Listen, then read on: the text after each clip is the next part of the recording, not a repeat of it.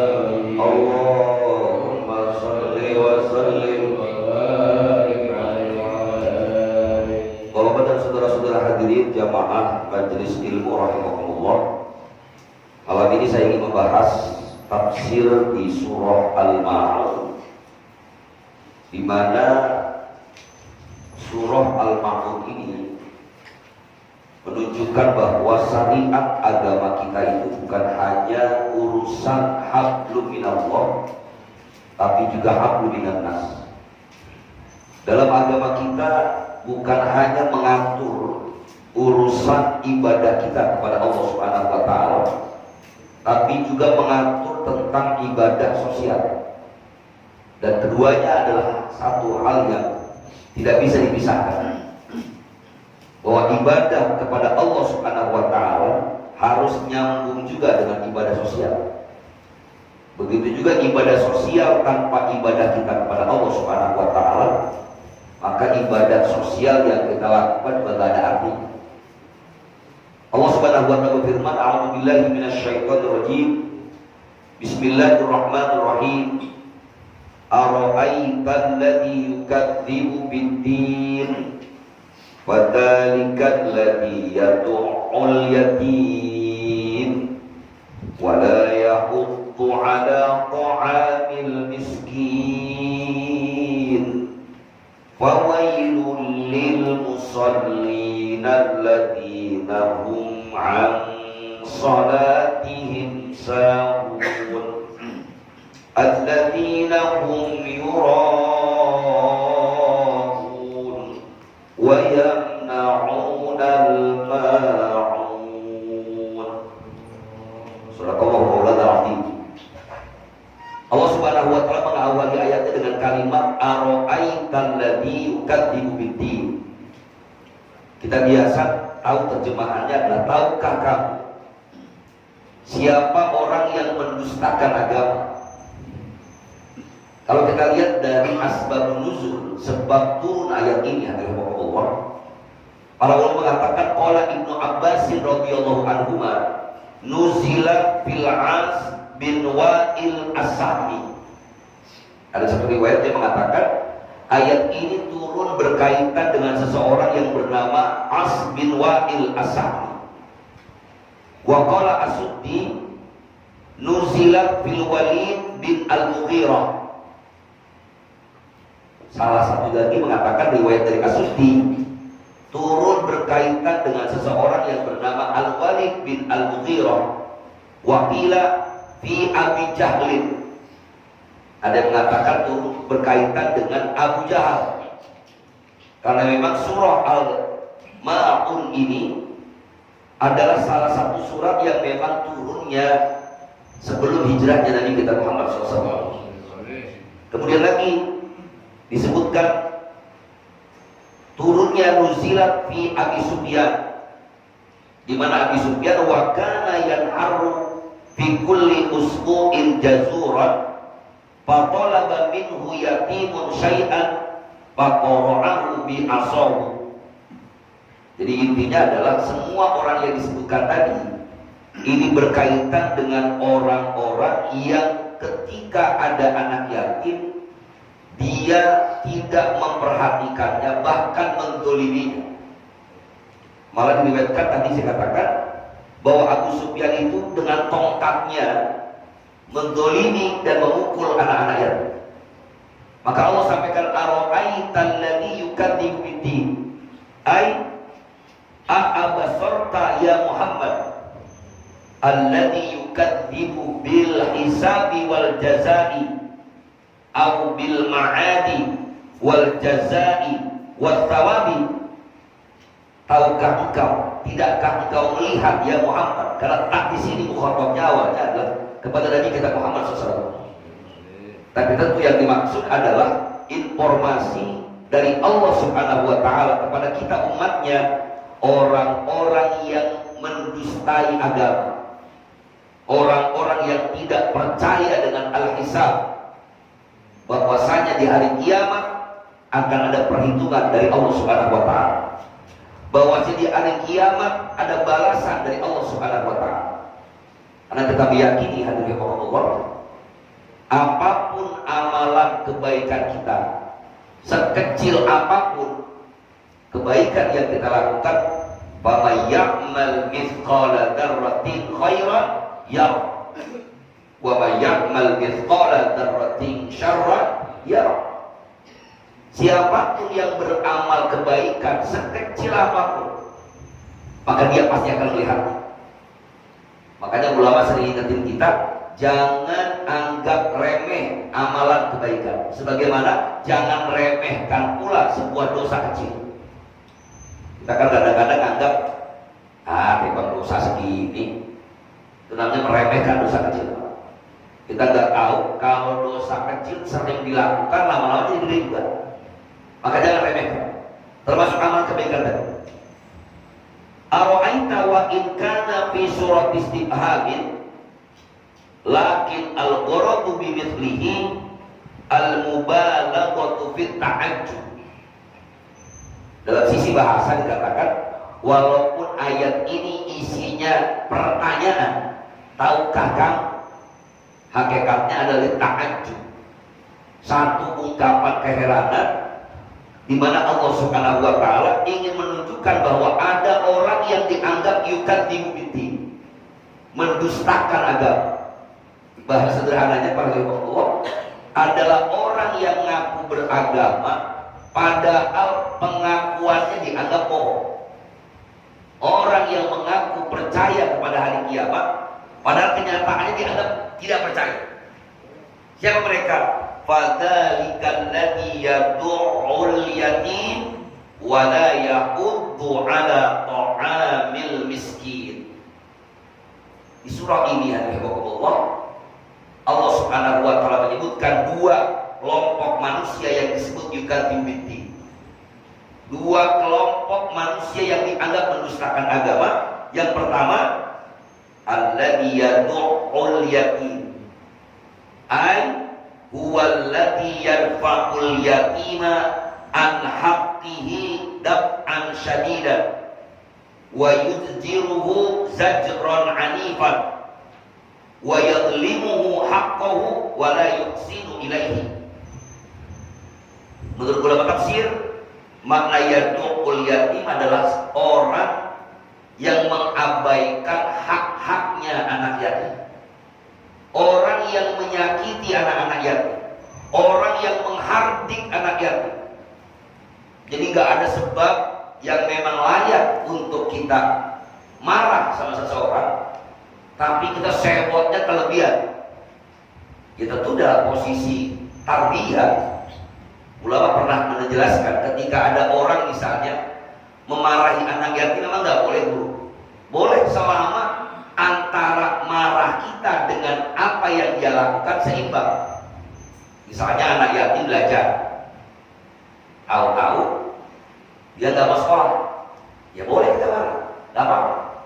Atau ada anak yatim yang belajar dengan kita, dia melanggar aturan, maka boleh dihukum, nggak ada masalah. Tapi hukumnya adalah dalam proses tarbiyah, mendidik, dan nggak boleh nggak ada hubungannya sama apa yang dia lakukan. Kita dolimi dia, kita pukul dia, padahal kesalahannya sedikit, tapi mukulinnya kayak mukulin maling misalnya. Mentang-mentang gak ada bapaknya, mumpung dia. Itu yang dia pukul dia. Yang kedua, wala ya'uddu ala ta'amil miskin. Ay wala ya'uddu nafsahu wala ahlahu wala ghairahum ala it'amil miskinil muhtaj. Bahlan bil mali. Dan orang yang tidak memberikan arahan kepada dirinya maupun keluarganya ataupun selain mereka untuk memberi makan kepada orang miskin yang membutuhkan. Bahkan di ayat 17 dan 18 Allah Azza wa Jalla mengungkapkan kalimat kalla balla tukrimunal yatim. Kalimatnya tukrimuna yang berarti memuliakan anak yatim. Ini sebenarnya saya ingin sampaikan bahwa kita boleh meyakini bahwa di hari Asyura yang kemarin sudah kita bahas, salah satu keistimewaan hari Asyura ini berdasarkan hadis, walaupun para ulama masih berdebat tentang kesahihan hadis ini, di mana kata Nabi, man masaha ra'sal yatimi yauma Asyura aqtallahu bi kulli syahratin darjah. Siapa orang yang mengusap kepala anak yatim di hari Asyura, maka Allah akan berikan setiap helai rambutnya derajat di sisi Allah Subhanahu wa taala. Hadis ini tadi saya katakan memang diperdebatkan oleh para ulama. Sebagian ulama mengatakan hadis dhaif karena memang tidak tertulis dalam kitab-kitab hadis. Kendati pun demikian, walaupun hadis ini dhaif, tetapi sebagian ulama juga mengatakan kita boleh mengamalkannya karena lifadhil amal, karena fadilah amal, untuk membuat motivasi kita agar berbuat baik kepada anak-anak yatim. Tapi satu hal yang harus kita sampaikan adalah jangan kita terpaku tanggal 10 Muharramnya, kemudian di hari-hari yang lain kita cuekin anak yatim. Itu maksud saya. Atau misalnya ada orang, ya kemarin Asyura gua gak punya duit lagi, ya sekarang tanggal 11 tadi lewat, udah gak usah lagi. Bukan begitu. Jangankan amalan berbuat baik pada orang lain, sholat sunnah aja boleh dikodok, Pak. Ini kalau kita pakai hadis tadi. Kenapa saya katakan boleh dikodok? Waktunya udah lewat, tapi saking pentingnya amalan itu boleh dikodok. Saya ambil contoh, sholat sunnah fajar. Kita menyebutnya sholat sunnah qobliyah subuh, Pak. Sholat sunnah qobliyah subuh ini Nabi kita Muhammad SAW menyebutkan bahwa raq'atal fajri khairun minad dunya wa ma fiha. 2 rakaat sholat fajar itu lebih baik daripada dunia dan seisi-isi. Saking istimewanya sholat sunnah qobliyah subuh atau sholat sunnah fajar, Nabi kita Muhammad SAW nyaris tidak pernah meninggalkannya. Sampai kata beliau, lebih baik daripada dunia dan seisi-isi. Yang kedua, saking pentingnya ini sholat sunnah qobliyah subuh, Nabi pernah mengkodokkannya. Dengan kata lain, yang namanya kodok kan waktunya udah lewat. Ini bapak gak sholat qobliyah subuh, itu habis sholat subuh boleh, dimana sholat sunnah ba'diyah subuh gak ada haram. Tapi kalau ngodokin qobliyah subuh boleh. Kenapa? Saking pentingnya. Jadi jangan beranggapan kita misalnya ya udah lewat Asyuranya, udah gak jadi nyayang anak yatim lagi, enggak. Bahkan kalau kita lihat hadis-hadis sahih, nyayangin anak yatim itu, memberikan santunan kepada anak yatim, memberi haknya kepada anak yatim, itu justru kapanpun. Bahkan kalau melihat ayat yang lain, innal ladzina yakuluna amwalal yatama zulma innama yakuluna fi butunihim nara wa sayaslawna sa'ira. Sesungguhnya orang-orang yang makan harta anak yatim secara zalim, maka sama saja dia makan dalam perut mereka api neraka, dan Allah akan lemparkan dia ke api neraka. Ini salah satunya kenapa ada kalimat dolim. Adalah seorang laki-laki yang menikahi perempuan janda. Jandanya suaminya meninggal. Otomatis kalau suaminya meninggal, berarti anak-anaknya yang belum balik itu masuk dalam kategori yatim, Pak. Akhirnya bapak sambungnya, di bapak tirinya, kapan lagi nih ngawinin janda kaya? Dia lupa ada anak yatim. Akhirnya semua harta anak yatim yang harusnya harta bapak yang meninggal dunia itu, ahli warisnya siapa? Kan anaknya. Tapi karena ngerasa masih kecil ini, udah biarin, kita habisin aja yuk. Kompakan tuh pembininya. Ini sama dengan orang yang makan harta anak yatim secara boleh. Misalnya ada anak yatim udah gede, nanyain lu bapak sambungnya, bapak tirinya, Mbak, ngomong-ngomong dulu, kata mamang-mamang atau kata tetangga, bapak saya yang meninggal dunia bandanya banyak. Tanahnya ada di anu, ada di anu, ada di anu. Tahu kata bapak tirinya, lah itu dulu lu sekolah dari mulai TK, SD, SMP, SMA, memang duit dari mana? Padahal bapaknya yang ngabisin, bapak sambung.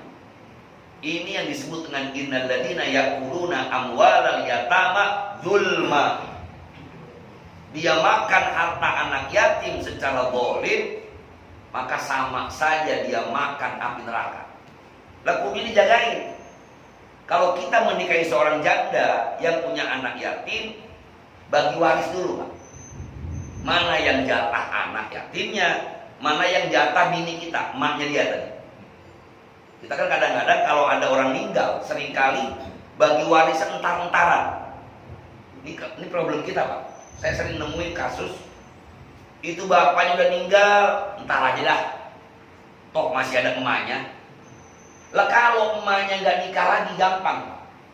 Kalau emaknya kemudian menikah lagi dengan orang lain, nanti nggak jelas ini harta yang warisannya si anaknya yang mana. Apalagi masih kecil, lah gampang banget tadi pelecehinnya, Pak. Kayak tadi tuh, dia minta, lah mereka lu kan sekolah, lu anu. Padahal bapaknya yang makanin. Naudzubillah sama naudzubillah. Ini masuk kepada alladzi yukadzibu biddin. Fadzalikal ladzi yad'ul yatim wa la yahuddu ala ta'amil miskin. Dan ini imbang sebenarnya.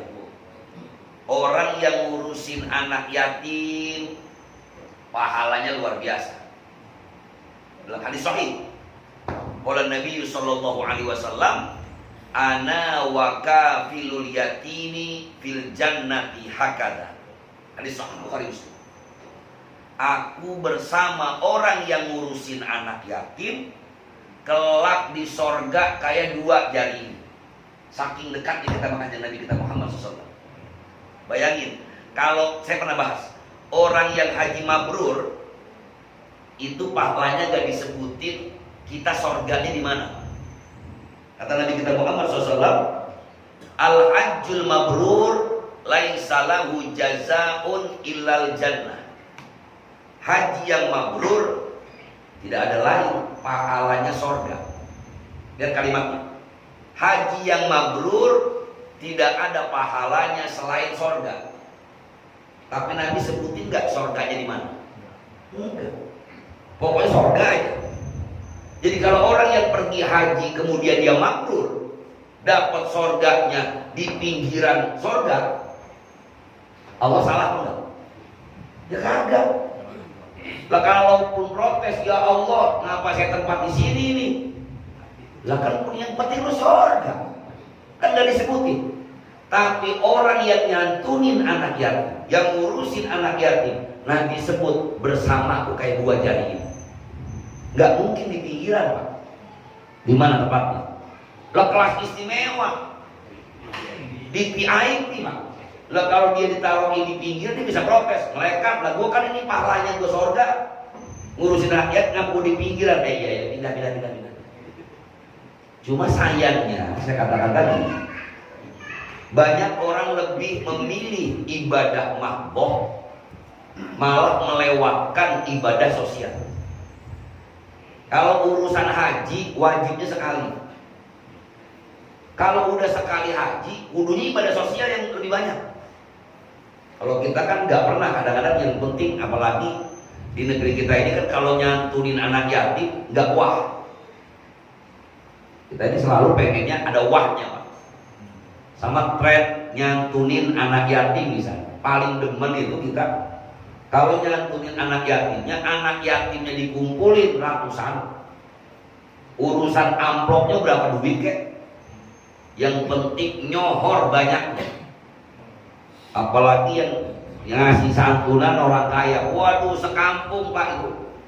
Ya Allah si anu nyantunin sampai 200 orang, padahal isi 20.000 Pak. Cuma kadang-kadang kehormatannya anak yatimnya nggak ada. Makanya kalla balla tukrimunal yatim, memuliakan anak yatim dulu. Saya sering bahas tiap tahun. Saya lebih sepakat bahwa yang ngasihin duit itu kita yang nganterin sudah. Apalagi kalau acara santunannya jauh Pak, kesian orang yatim. Kadang-kadang dia datang kudu lebih awal, pulangnya paling belakangan. Malah seringkali buat acara santunan, antara acaranya sama santunannya banyakkan duit keluar buat acaranya. Buat santunannya berapa duit? Anggaran 5 juta dibagi orang 100, kebagi berapa? Gocap. Belum emaknya yang nganterin, dipotong 20.000. Nyampe di rumah mama nggak ngomong, lah gua kan kemarin nganterin lu juga pakai gojek, kasih lagi 20.000. Tinggal berapa duit Pak? Tinggal ceban nungguin dari jam 8 sampai jam 1 malam, kebagian cuma 10.000. Itu kesian. Maka lebih baik gak usah banyakkan entertainnya, gak usah banyakkan acaranya, yang penting santunannya.